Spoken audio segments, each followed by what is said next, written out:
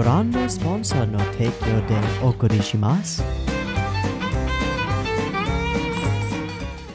Alrighty, welcome everyone. I'm Teeaboo and I am here for Tamako Market episode 5. Praise KyoAni, it is Sunday and we get to watch more of this so far excellent show. Absolutely wonderful thing that we have.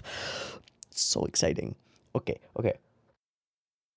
Last week, we had an episode that focused on Anko, aka An, as she prefers to be called, as she dealt with a festival that she didn't really want to go to or deal with, and really wanted to go on kind of a datey thing, but like a group datey thing, with this boy who she really liked, who we assumed was one boy, but it was actually the other boy, and it ended up being really sweet, and there was all this stuff that was intertwined around her mom, and their relationship, and the lack of memory that she might have, and it was really touching, and then when we dove a layer deeper, it became genuinely fucking heartbreaking, and ow.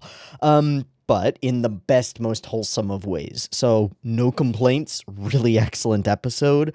Give more, please. This episode, I believe, was titled something along, because I made the joke about it. It was titled something along the lines of, like, we spent the night together, or something like that. And I remember seeing, like, a bathing suit or a beach or something. I remember something pool related and being like, oh, maybe it'll be, like, one of those kinds of episodes where we go somewhere and we do something. I don't know. Maybe there'll be, like, a sleepover or something. The way the title is stated, at least in the English, it sounds kind of untoward. It sounds like something sneaky's going on, but I really desperately doubt that that's going to be the case. I think it'll be a lot more wholesome than that, but we'll have to see. I don't know what Tamako has in store for us. That's about it. That's really all I got here at the beginning here. Don't know what to expect from this episode. I'm sure we'll end up diving into it deeply, but we shall see.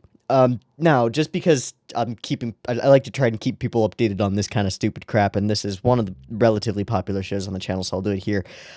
This stuff arrived this morning as I was making tea, which was actually quite fortunate, serendipitous even.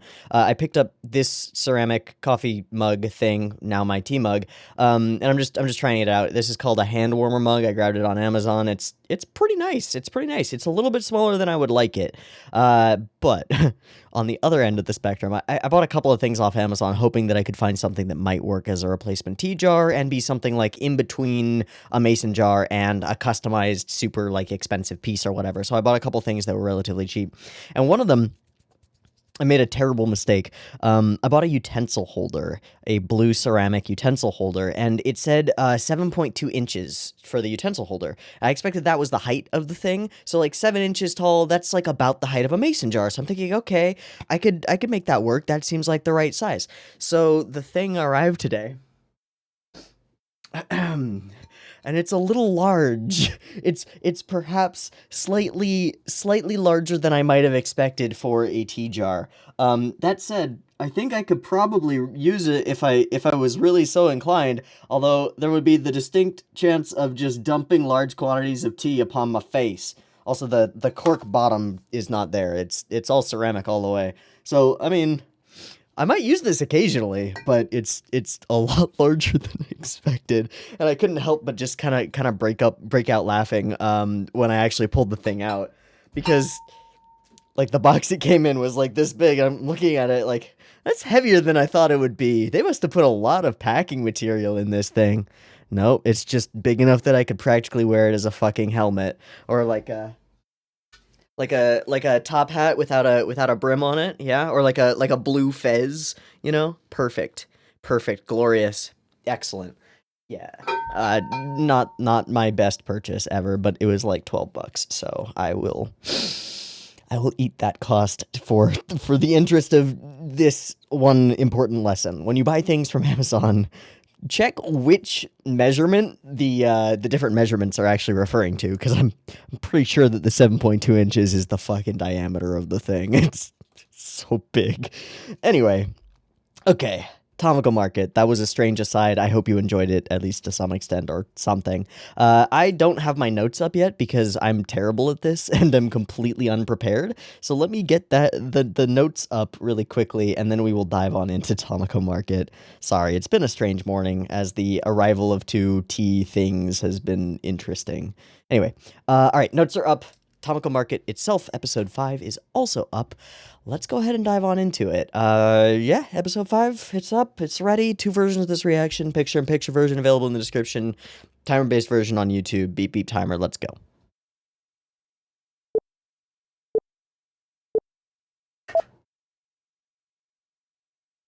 OZ. OG, right.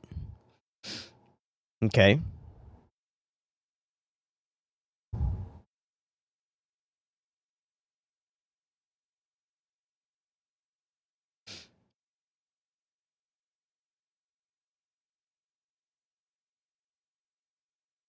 Hey, what's up?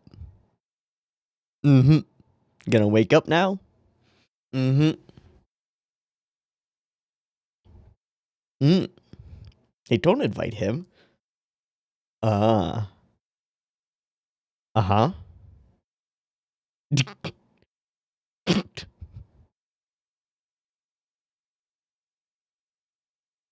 Rip. Sucks for you, Mochi. Yeah.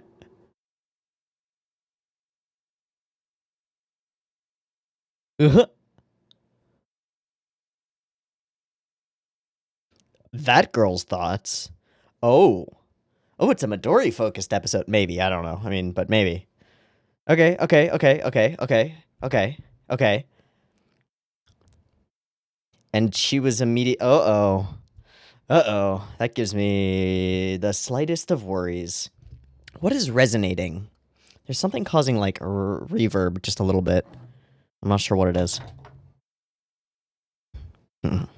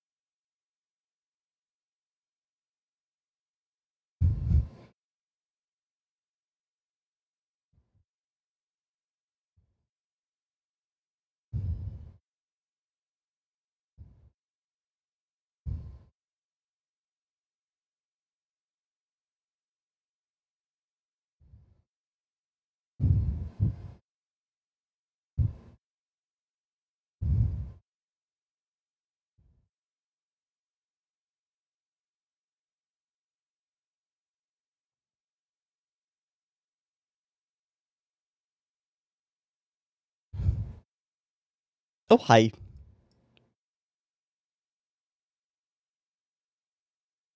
Hmm. Nope. Yep.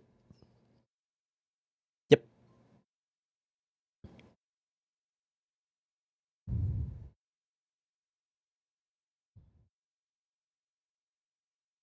Can she not swim? Oh, that's odd.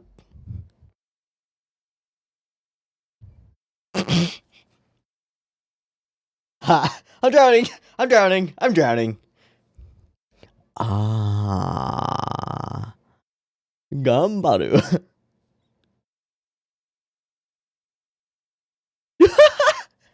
Immediately. I did it!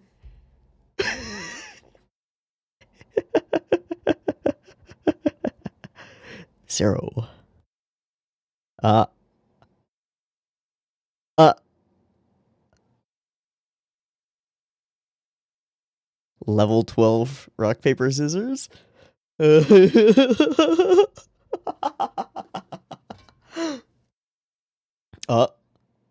mm, OG?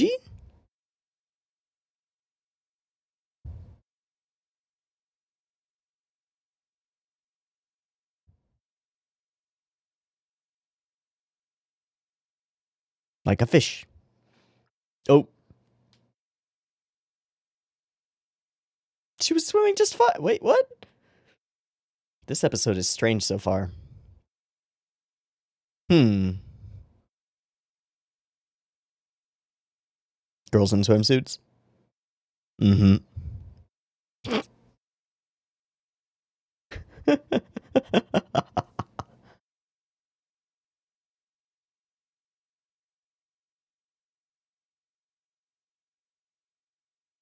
Trains.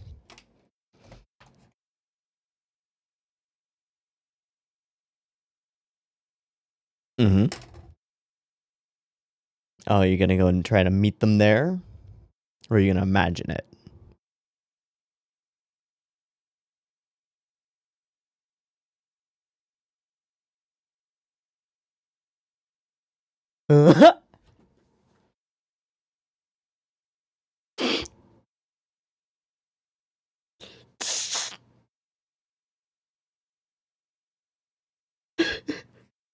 Oh man, you're even awkward in your fantasies. That's terrible, dude. Oh, hi, Dara. Thank you for finally entering the story. Wachimazui.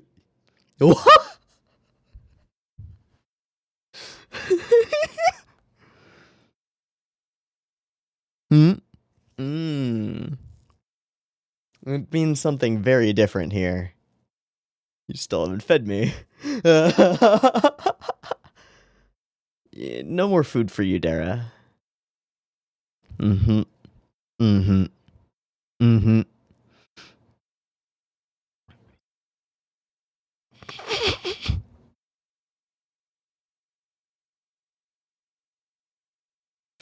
That previously said Paris love story. Wait.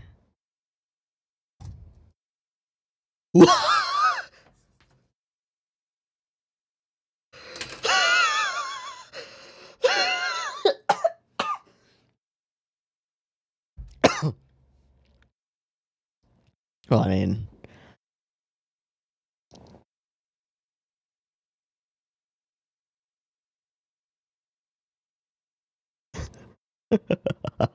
Nope. Yeah.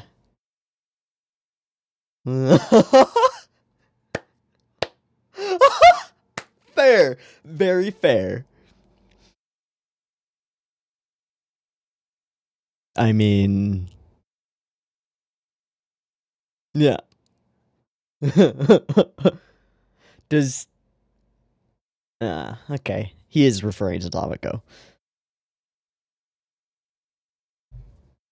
Welcome to adolescence. Uh-huh. Uh-huh. Or you're not trying hard enough. That train is gonna move. Uh-huh. So Dara's a fuckboy. Mm-hmm. Mm.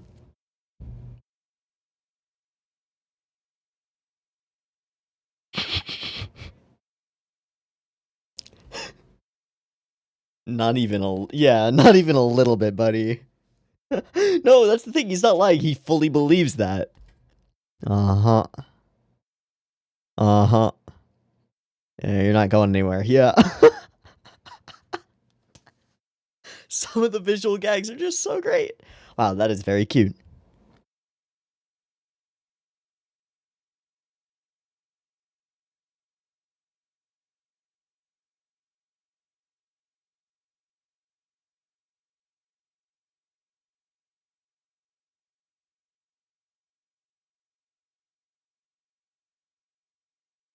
Tamako trying to teach Anko to swim?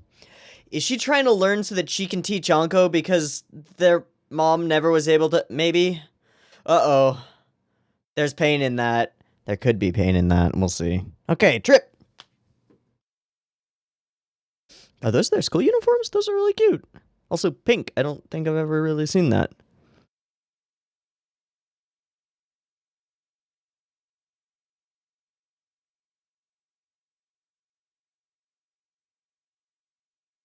Nice.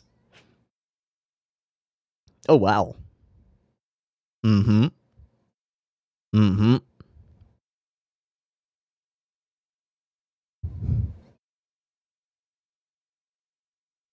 Fair. Oh. Okay. Oh, it would with the cold. Okay, now you're just really pushing. Aw, thanks, Yuri. And you are not goober. Oh god.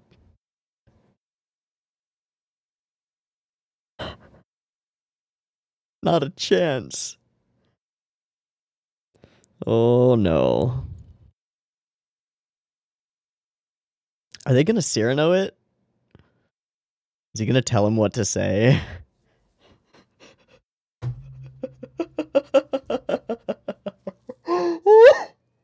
Oh no. Oh, this could go terribly. Nice.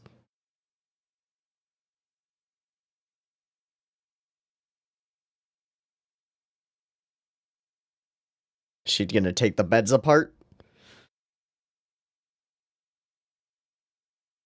But you couldn't swim. Just, okay. I don't understand anything.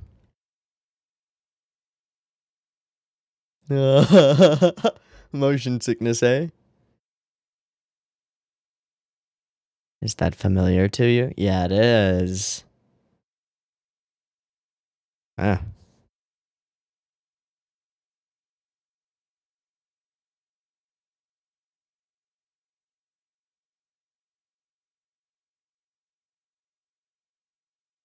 Hmm. Hmm.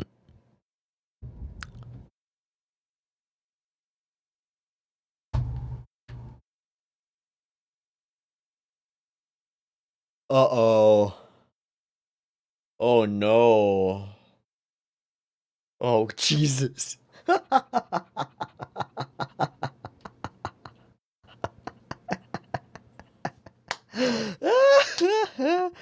Don't. Thank you. I have a feeling. Oh, uh-oh. I have a feeling she's gonna figure this shit out. Truly.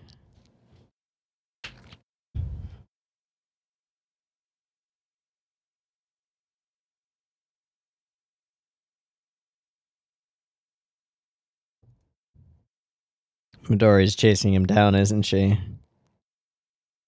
Whoop.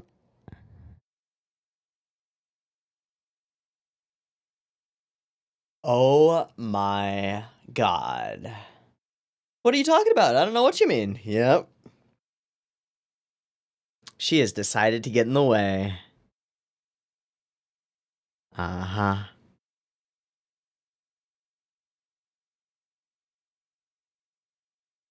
Uh-oh.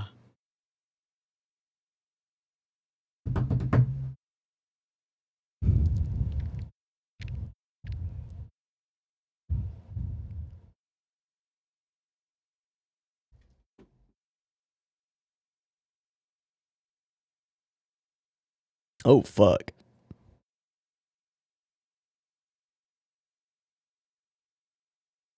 Hmm. You could probably squish them together.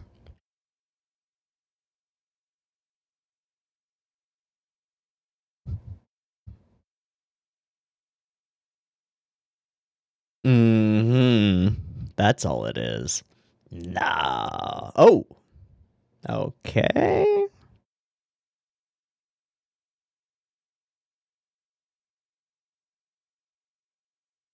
Hmm. Hmm.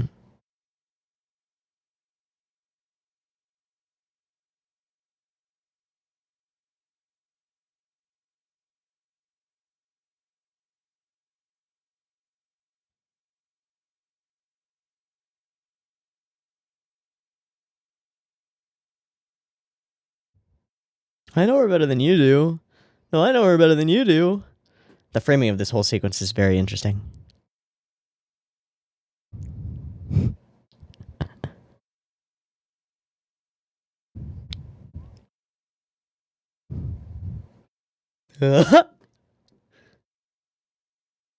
Wait, what? Still does, sometimes. Yeah. How petty.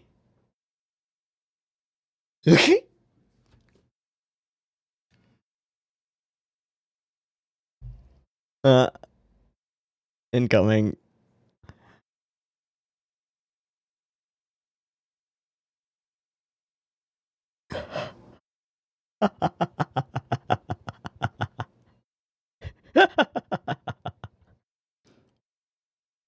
This is true.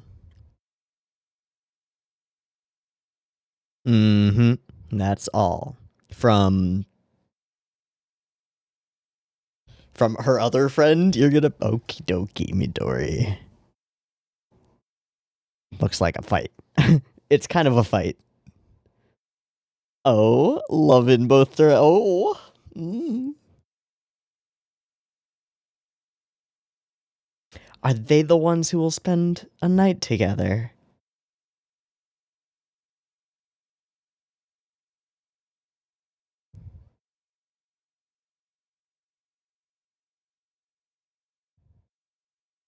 Always. Feed me. Yes, feed me. Both of you. You're both friends. Let's go. Come on.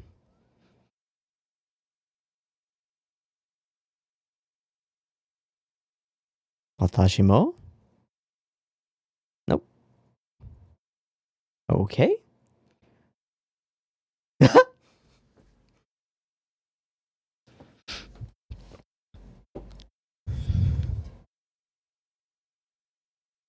Cat. Oh, that's worse.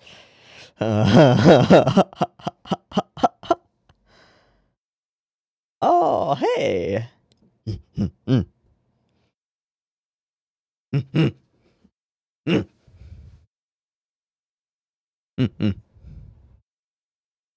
Don't drown.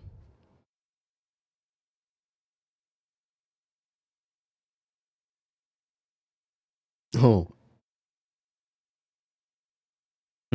Let me just lead you away from this. Okay, Midori.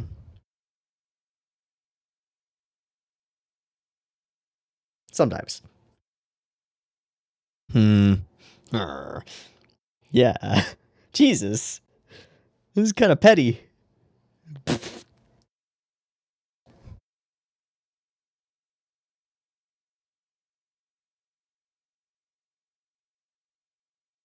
Smart. Smart.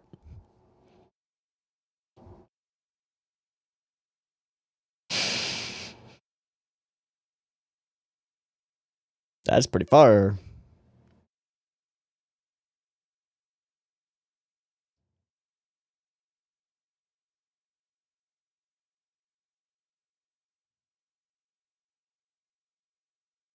Why did she call emoji?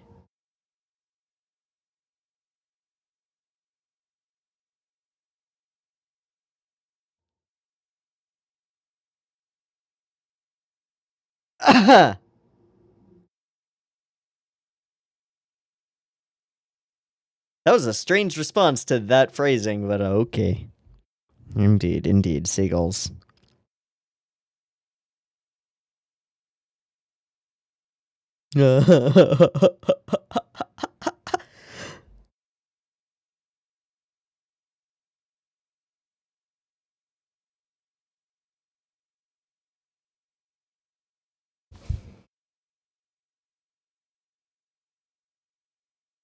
And just back out. What the fuck? Oh gosh, yeah. Smother. Oh, she feels like she's drowning. Okay, she's up. That is freaking weird. Tamako is very strange.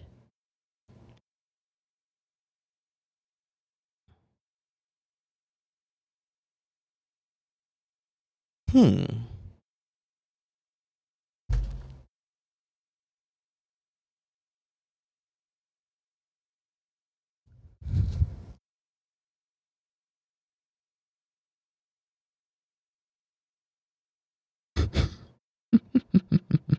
Where does that energy come from?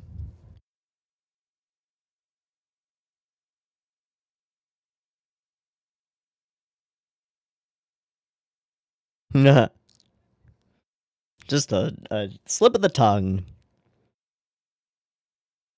Oh, he believes her.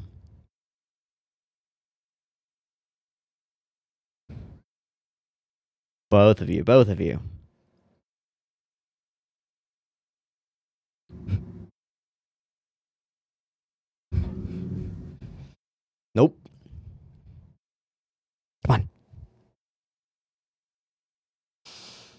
This... I don't know how to feel about this yet.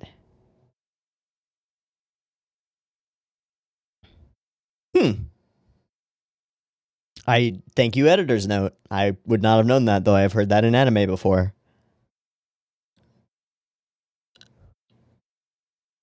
True.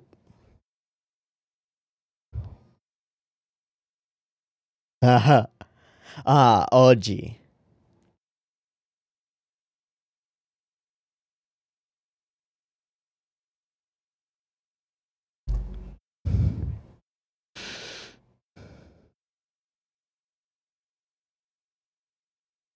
You gonna run this time? Yeah, okay.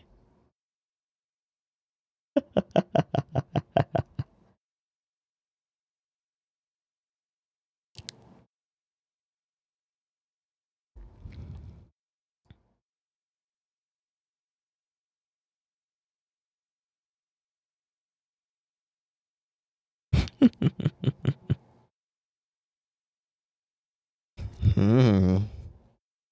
Hmm.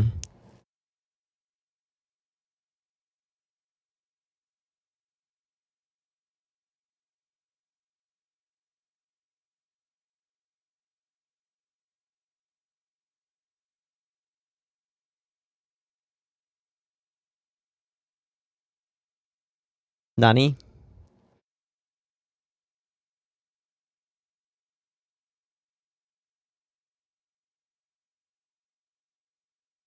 Well, that's the strangest episode we've had so far by a long shot.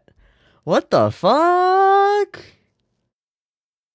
I don't know how to feel about that one. Everything that's conveyed in it is complicated, and yeah, it's so simple, but it's so complicated, and then there are no answers to it, and no, like... What the fuck?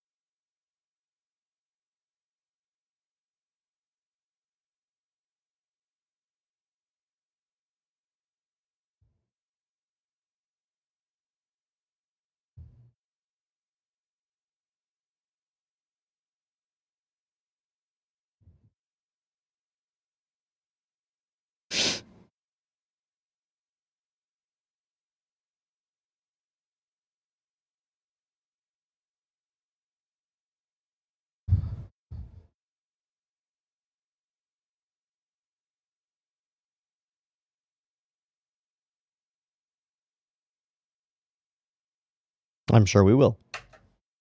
No idea what that means. Great. Good. Glorious. Also, very little idea about anything about this episode. This is a weird one. Completely breaks format. We spend almost none of our time in familiar locations. We're somewhere else with isolated characters doing things that we've never seen them do and like have no relevance to anything else. And then the whole core like of the story is like 60% jokes of Dara and like 40% Midori trying with her own not really understood emotions to prevent Mochizo from explaining his not really understood emotions to the girl that he not really likes because she not really likes him. So everybody's in this nebulous, vague state of not really knowing what's going on, but suspecting other people of what's going on and confusedly fumbling around their terrible adolescent love lives. It's fucking like right on the money for the kinds of adolescent drama that really occur, and in a way it snaps me back to like early first 2 years of high school and the way that relationships and like friendships and people who had the same crush on the same girl would act toward each other in ways that I've acted toward people who've had a crush on a girl that I was dating and I was aware of it or like whatever. Shit, man, that's weird. But at the same time, it's like there's nothing that I can draw from it until I investigate it further. Because it's so many people who don't understand their own emotions acting in ways that they think make sense, kind of, but really just acting on impulse, based off of emotions that they genuinely don't understand in themselves, and, like, inferences about the emotions of others that they also don't understand. Dara, Mochizo, and Midori, all three of them, like, not grokking each other at all. And then over the course of the episode, Kana's just there to be fun. Tamako is just a goofball because like, her role at this moment is to be oblivious, utterly oblivious, and that's great. We'll see what happens when she starts finally realizing any of this, if that ever happens. But, okay. Weird episode, and weirdly paced and weirdly directed as well. Like the breakaway shots to Mochizo getting berated by his mother, or like tapped for not doing his homework or whatever. Why? How do those fit? There's no whatever his name is, the record player guy. There's no theme that gets resolved. There's no core thrust, unless it's, I don't know what it is. Okay. Very much guaranteed that I definitely need to go through this episode again, like a good bit, and I need to investigate staff and stuff, because I'm confused by this one. I'm sure it'll open up to me a little bit once I go through it a bit. Okay, I want to import it into the editor because I've got the pre-muxed version, if you will. So I'm going to import it into the editor so we can skim it more easily. While that's going on, I'll do look-up-y stuff and things, and I guess just, like, skim through the episode initially while it starts opening in the editor. So I'll see you in a minute. Peace. Okay, just a side thought as things get ready. I wanted to look at, like, when did in K-On!, when did we have our first beach episode, and what did it consist of, just to refresh my memory? And the first beach episode in K-On! Is episode 4, and is mostly focused on Mio's desire to practice, and the rest of the club not being in on that. So, in a weird way, it functions kind of similarly, where we get what seems like a classic, like, training or beach episode, but instead it's used for emotional character development, like developing the real goals and motivations of specific characters. In that case, particularly Mio, and getting them all aligned on something.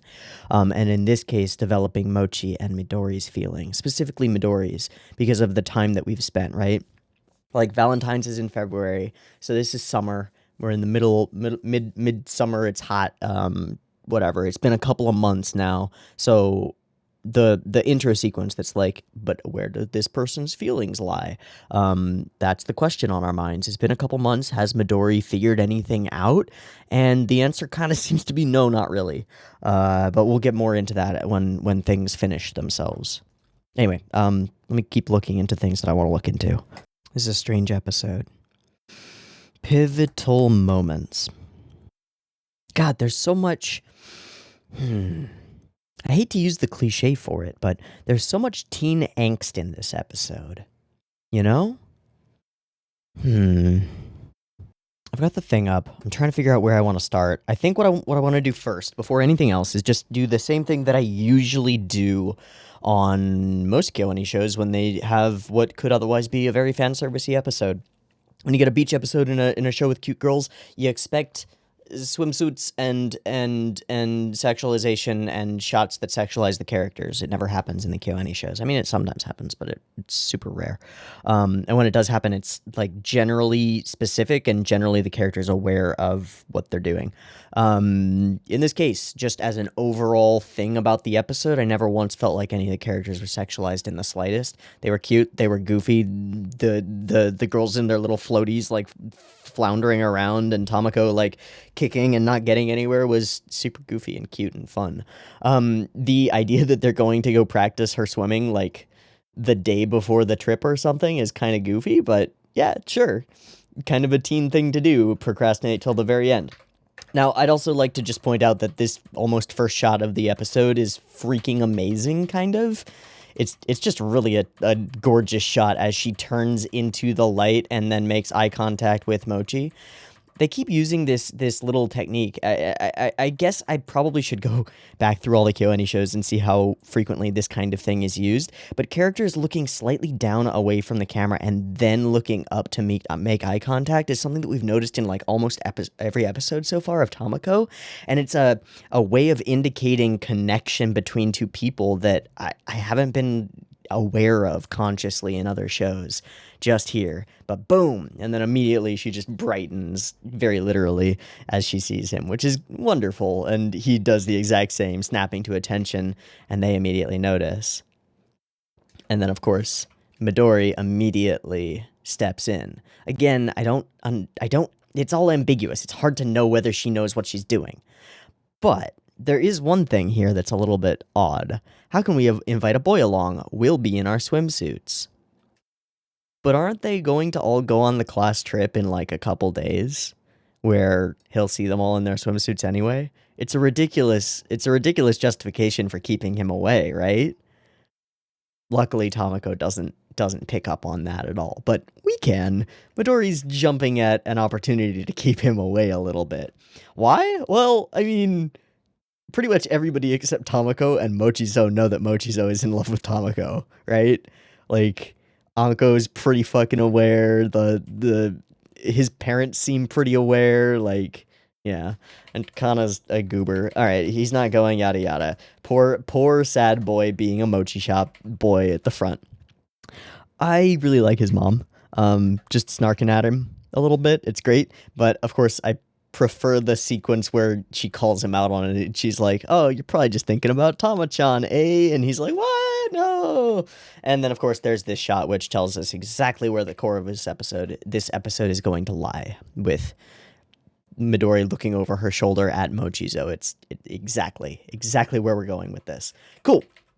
All right, we move along, and yeah, swimsuits, going, reasons, badness. She's terrible at it. Good luck. And lots of cuteness. We have our beach field trip. Yeah, literally tomorrow. And they're trying today. Weird. Okay, that's why we hold our breath. Painful memory. Don't space out. Thinking about something else. You're just thinking about Tamako-chan, aren't you? Choking on soba. Whoops. Okay. I'm intrigued by this train set. I wonder if it matters. I don't know if it matters. It's just like, I don't know. Feels like the kind of thing that you would put in somebody's room and then have a moment about at some point. Like, oh, little baby Tamako and baby Mochizo playing with trains together or something. I don't fucking know. I definitely did expect that when Dara, like, perched on it, that it would start moving and, like, knock him off or, like, clothesline him under the table that it goes under or something like that. Some kind of slapstick comedy gag. That would be fun. Okay, so we wibbly warp into his imagination. We imagine his terribly awkward attempt at flirtation with Tamako amongst the full like shoujo romance sparkles and everything. Ew. Yeah, but we're given the music that shows us that this is all a joke, which it is. And then we make even more light of it by Dara acting it all out for him, which is fantastic. And also this cut, which is the first thing that I wrote down a timestamp to, because oh my god, bouncing that bird like a basketball. It's also a loop made on ones that they decided to make really fast. Look at that. And it's really good. Boing, boing, boing. It's quite hilarious. Okay, the welcome bell is not a welcome bell, that's a wind chime, you dingus. And let me skim a little further. We get another one of those loopy cut sort of things here at some point where he bashes him together. Yeah. Oh, it's all on ones as well. Boing, boing, boing. That's great. Yeah, okay, so it is still Paris Love Story. I just saw the underside of it, and it looked like Tokyo for a second when I saw it. And then it disappeared, of course, because it was the next scene. All right, something troubles me. What? No, nothing. And then he acts that shit out completely. changing his feather hair into the forms that it needs. This is the most glorious thing that Dara has ever done in the show, and marks the beginning of the first episode where I haven't found him annoying at all. I honestly think that I found every Dara moment in this episode pretty solidly funny, even the three-peat gag of him being attacked by various animals. Solid. He's also kind of, like, useful in this episode. Like, he's not just getting in people's way. He requests food once, I think. He says, like, I'm hungry, Tamako, when he sits on her head. But he isn't stuffing himself. He isn't being a total bastard. He isn't getting in people's way. What he is doing is he's pushing Mochizo to try and get his shit done. And he's trying, despite his own somewhat ignorance of it, he's trying to push Mochi along. Like, come on, man. Go. I see what you need to do. I understand what you're trying to do. Go. Which is pretty cool from Dara, and I think I appreciate it.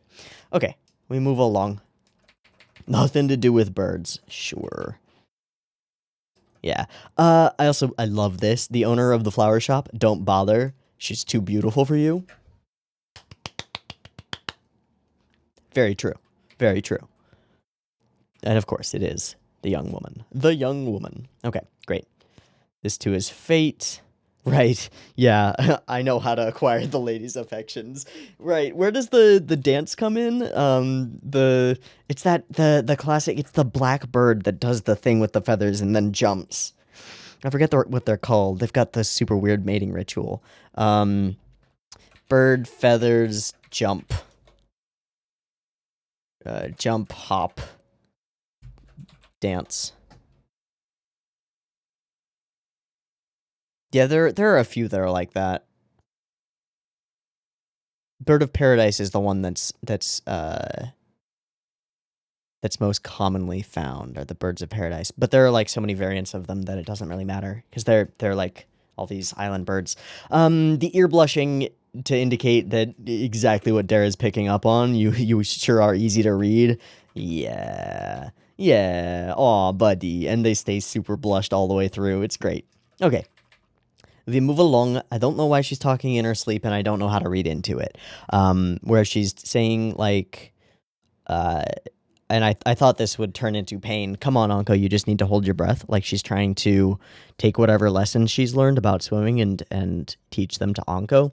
I thought this might come around to smack me in the face and crush my soul, but it didn't. So I guess I appreciate that. We'll see. I don't really know. Why does that cut look so smooth? Of them turning their heads to look. The next one. This one. Oh, the frames are interspersed. That's super weird. You see that? And now only she moves, and then he moves. She moves, he moves. She moves, he moves. She moves, he moves. He moves, he moves. Weird. Very strange. Okay. And yeah, there's the bird dance. And not a good idea. How did we fade between those two? It's just like a fade up to sky? Yeah, okay. Up to sky, into other sky, down. Cool. That works. Everything else is pure fun. And talk of Mochi, she's always thinking about Mochi. And we'll do this way. Great. We're looking out. See the bed. Great pose from Kana, which is right back here, I assume. Yeah, where's there? Yeah. Go, Kana, go. We need a fucking Kana episode. Seriously, it needs to happen. It must happen.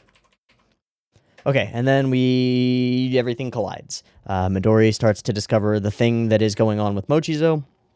And how does she feel about it? Confused, I think. I don't think that she is very clear on her own feelings at the moment, despite the months that she has potentially had to simmer on them. Yeah, no. And can you come outside tonight? Such and blah, blah, blah. Yeah, that's how you gotta do it. Okay, and then we hide all that information from her as much as we can, and she begins to figure it out. Absolutely figuring it out. And in the moment when they start sending Dara, she takes off. At a run, at a sprint. She sprints the same distance that Dara is flying, more to get around to the door, more to get up to wherever their room is, and all the way through to the window to get there before he gets there, and then slam the window shut and prevent him from getting in and getting that note across. Yikes. Yikes. Let the love triangle battle begin, I suppose. Okay, so away he goes, and slam. Also, I think there was like a... Was there a little warbity warp on the window? There was. I thought so. Boing. Yeah. And then slam. I love the effect of the additional layers of sketchy lines almost changing his entire art style as he has a moment of, like, impact. It works really well. It's almost like having impact frames, but on the character design. It's neat as an idea. And then, of course, the classic slip and slide down, just a layer of drool beneath. And she tries to hide it, of course. And hi. And then we get ourselves a bit of an encombe. And away she goes. Just all throughout the episode, just something to notice. Midori's hair just moves in the coolest ways. She goes up, down a little for the encombe, and the hair follows. And then when she pulls back from the window, even once she's sort of out of frame and it doesn't really matter anymore, her hair is moving accurately. It's kind of fucking crazy. Tamako maketo. Alright, then we start this joke, and the three-peat joke only occurs at the end here, and we finally talk it out. Stop hanging around her, just stop it. Wow, doesn't have eyes for you at all, OG. Well, she doesn't have eyes for you either, Midori. She's kind of oblivious. She kind of hasn't even thought of those thoughts, I don't think. That might change if someone were to let her know about their feelings, though, and that might be very scary. Regardless, these are the arguments that he will later echo back to her as though he believes them, which is kind of sad, but we'll get there. So even if you confess to her, it's no use. This is where we get into the pettiness of adolescent love and awkward drama. Oh God, it's so familiar, and it's a kind of nostalgia that I don't want in me. I don't want to have the nostalgia for these things, but I do. At least I have these things in my past. Jeez, man. I've been on the dick side of this too. I've been the asshole in this situation. Like, in my own adolescence, I think it must have been like sophomore year of high school. There was this girl that I was very interested in, and we became very close friends. And she was also very close friends with a couple other guys. But one of them I was also very close friends with, and we'll call him Dan, just for fun. And she and I started dating, and we kept it secret and didn't tell anybody. And then, like, that year, he asked her to homecoming before I did, and it turned into an absolute fiasco because in reality, like, it was super annoying to me that my girlfriend was going with another guy, regardless of him being a friend of mine, to homecoming. And we couldn't really do anything about it because she wanted to keep the relationship under wraps, and I agreed. But it was like, it irked me. It irked me so much. And it took a while, but like after that, after homecoming, where she did go with him, and then I went with a different female friend, a mutual friend of ours, and it was fine. It ended up being a wonderful night, but the days leading up to it were just horrible and full of angst and like, and like resentment. What a terrible time. What a terrible time. I don't know. I don't want to get too deep into that or anything. It's just like, man, people, when they are young and don't understand their own feelings, can be so petty and awful. And I know that so well because I have been so petty and awful as a young person, like, not understanding my feelings and being possessive of someone that I had no right to be possessive over, like, ridiculous thoughts. But that's the confusion of youth, and it's so integral to the nature of this episode. Both of these confused people fumbling around each other and around their own feelings, trying to get something done or prevent something from getting done. And I feel like the sequence that follows this is super pivotal to the episode. It's not, I wouldn't call it like the turning point of the episode. I think that occurs when Midori asks her questions eventually of Tamako out on the water. I think that's the pivotal point, which comes quite soon after this as we move into the next day. But this sequence, in terms of shot composition and the way that things are looked at, is really fascinating. It's broken apart. It contains a lot of what we were talking about before, which I've been misnomering as the Kuleshov effect, and it's not quite, but I think if I keep using that as a term, you'll understand what I mean. So it's the same sort of idea where we're only looking at pieces of a character and understanding what the rest of them is doing. For example, move along to, here, a very Yamada sort of thing, the shifting of weight on the feet. Her left foot going up a little bit to the toe, her right foot just shifting over, and then shifting back onto her heel and then taking a little step back. Like, all these little things are something. And then this little shot of the eye, shot of his eye looking down and away, not making eye contact while she holds a steady gaze, right? Steady gaze. Can't hold it. Looking at her at first, immediately blinks away, right? And then as they begin to argue about which one of us knows Tamako better, essentially, is the nature of their argument, although they don't put it in such terms. We get these other cuts, like her hunched shoulders, showing us and making us realize that she's nervous and like tense about this.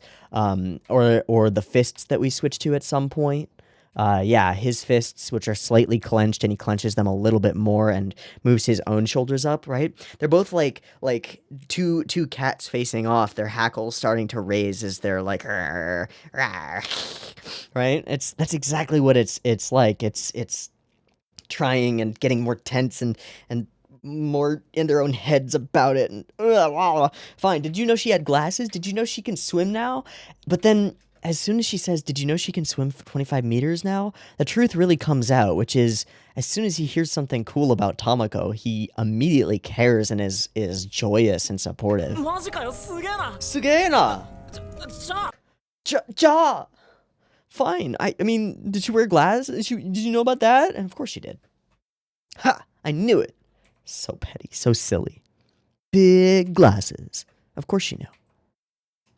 It's also quite funny that the child version of Midori is sort of the one that speaks out to us, right?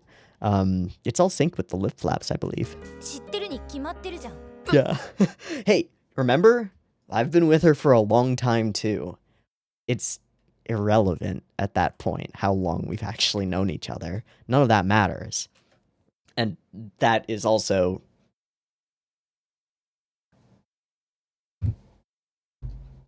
okay. A mochi, so okay. All right, and then Kat arrives, Tamako arrives, and she tries to stop him. Tamako is my friend. I will protect her.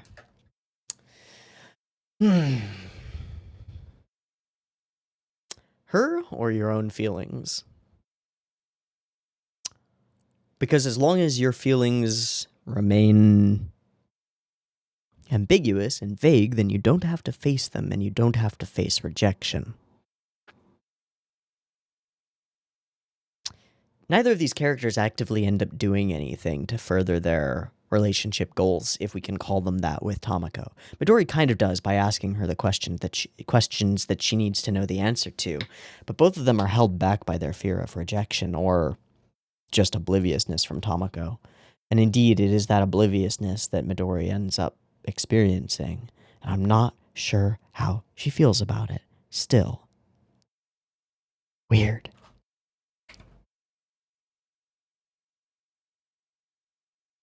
Yeah, the same scent from both of you. And then this line tells us something pretty clear, right? Stormy seas, turmoil in the heart, but one day this will all clarify for you and it'll become quite easy. We'll figure this out. You both care. And as soon as you get invited by her, Vamonos, let's go! Okay, and then they split.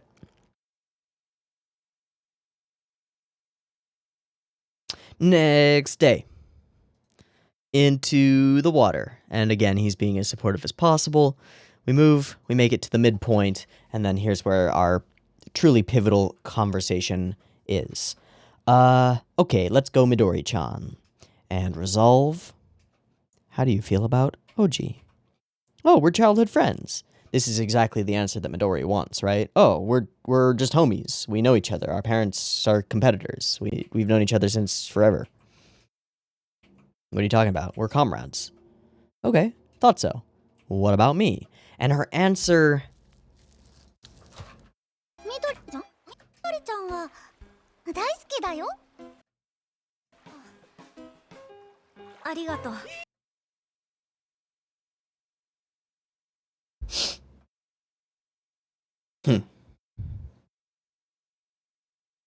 It's the obliviousness that she gets as an answer. Obviously, Tamako isn't saying I romantically love you, although the term she uses is daisuki. It's not ski. It's not tomodachi. It's not you're my friend. It's not you're my homie. You're my baton comrade or anything like that. She says daisuki, right? I love you. But Midori knows what that means. It means that Tamako is so oblivious to the potential of Midori's feelings that she's able to say something like, I love you, without any fear of it being misinterpreted, although it would be if Midori weren't aware of that. But she is. And so she knows that Tamako's I love you is, I love all of these people. What are you talking about? You're my friends. So, arigato. But then, do we really know how she feels about this moment? No. Does it change the way that she acts over the course of the episode? Yes, but we can't infer from that how she actually feels. God damn it, Midori, why do you have to be a complicated character? This would be much easier if you were just a stupid dingus dum-dum. That would make things much easier. Okay, regardless, burbs. And Dara as a humor element being used to break up critical conversations so that they don't reach conclusions, or at least so that we can transition scenes more easily, is used constantly throughout the episode. This is actually something that I've noticed about Tamako as a whole, and about Kyoani's pacing as a whole, specifically Yamada-directed works.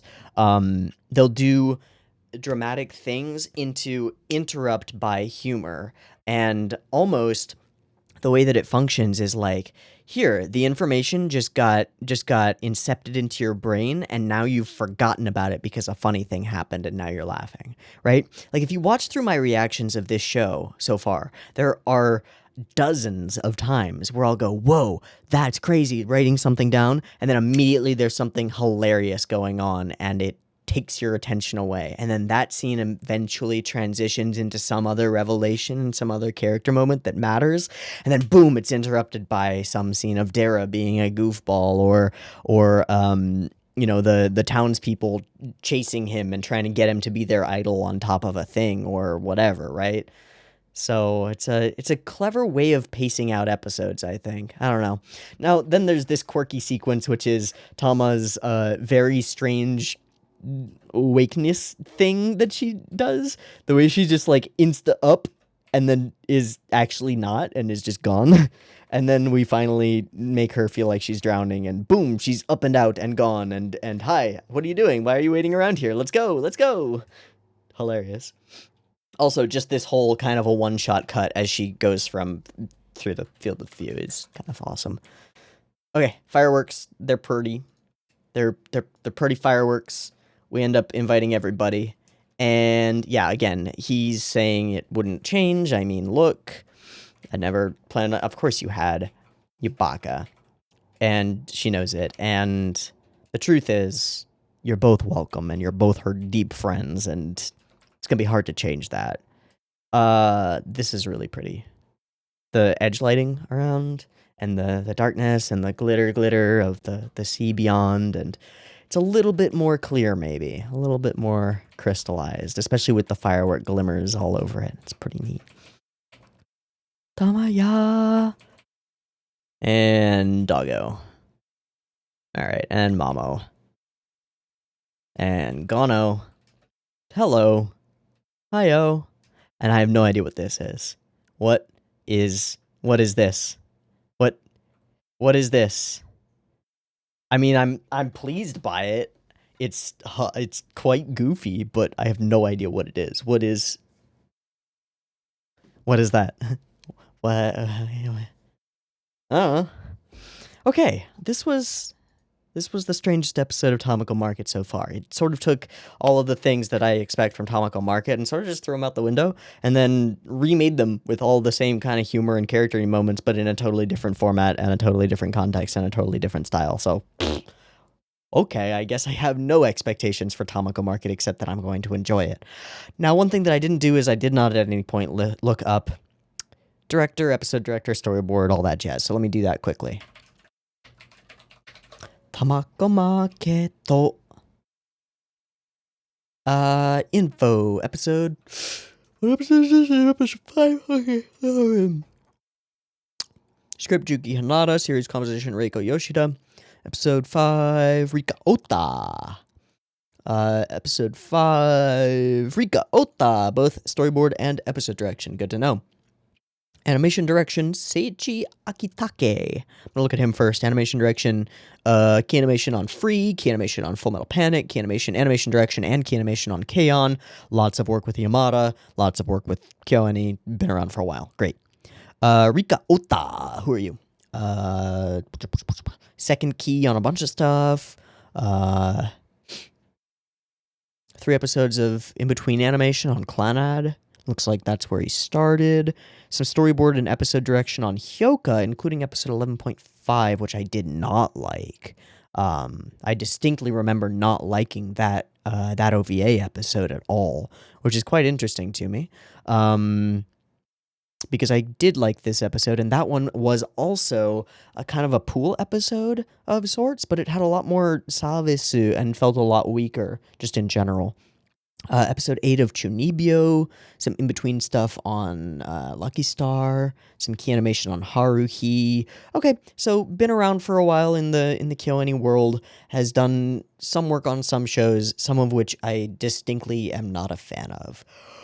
But some of which I find totally fine, so there's no shame in a couple of flubs, you know? That's fine. Cool. Especially when it's an OVA episode, like 11.5 of Hyoka, no worries. Alright, that's not like the most information in the world, but it makes some things make sense. Overall thoughts, this is a strange episode of Tamako Market. It does not fit the format that I'm used to. At the same time, it's got the characters, it's got the goofy down pat. I think this is the funniest episode Darrow-wise and just goofs and gaffs-wise.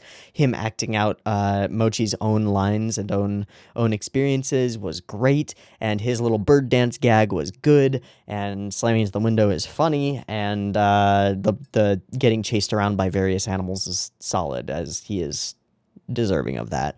Maybe it'll slim him down a little bit to get some exercise, get chased around by things. Anyway, I think that's it for this episode of Tamako. Weird one. Not the most insightful discussion I've ever done on this show, I don't think. Probably not the most insightful discussion that will come out of this show in the future. But not an episode with a lot of meat on it. Little bits and pieces.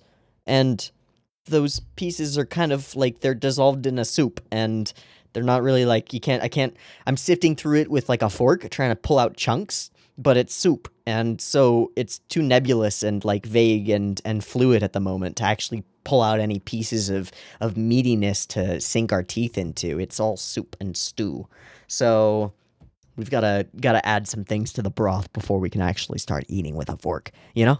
That was a weird analogy, but I think it made a weird sort of sense too. Hopefully it did. Anyway, I think that's going to be a call for the day. Me, Teeaboo. This Tamako Market episode 5. I hope you've enjoyed it as much or more than I have. I hope that you may have seen something in this episode that I missed, and if so, please, God, put it in the comment section so that I can read it and talk about it next time. And on the note of next time, I'll see you then. Peace.